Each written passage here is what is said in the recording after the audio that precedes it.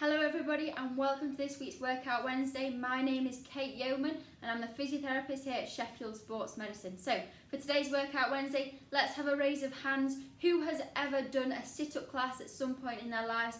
And a raise of hands for who has maybe done some sit-ups or incorporated some core work into their strength training routines. So hopefully it includes a lot of people out there.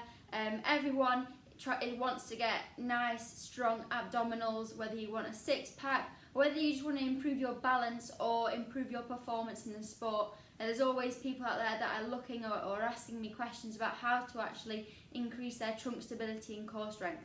So I went to a class, a core strengthening class, and it was 30 minutes of quite intense core exercise, and I was thinking, is this really good for us? Is this good for our backs? The next day I struggled to get out of bed because my abs are in that much pain. And should we be targeting these muscles so specifically in a class such as a core class? And I was thinking about this. So I went away and had a look at the research, and I found that actually there was a study on a load of military personnel, and what they did was they had them doing really intense sit-ups and core exercises for over 16 weeks. And they found that there was actually no increase in injury rate or back pain after the 16 weeks compared to people that did kind of full body work and people that just did core work. So it kind of shows that no, it doesn't really increase your incidence of injury. But what I do want to say is that core work so intensely, and if you have history of back pain, it could be that your abdominals may not be firing. So that means that there may not actually be a neurological stimulus to your abdominals. I often test this in patients with back pain, and what I get them to do is just sit on the plinth, and I test their core abdominals by pushing them back. And if they're able to resist that and not move, then they have generally quite core stability. But some people don't. It can sometimes be a case that their core isn't firing. And this is quite common in mothers who have had babies because of the trauma around the pelvis, so abdominals don't fire so well. And there's loads of other circumstances where, especially with people with back pain, their cores just don't fire.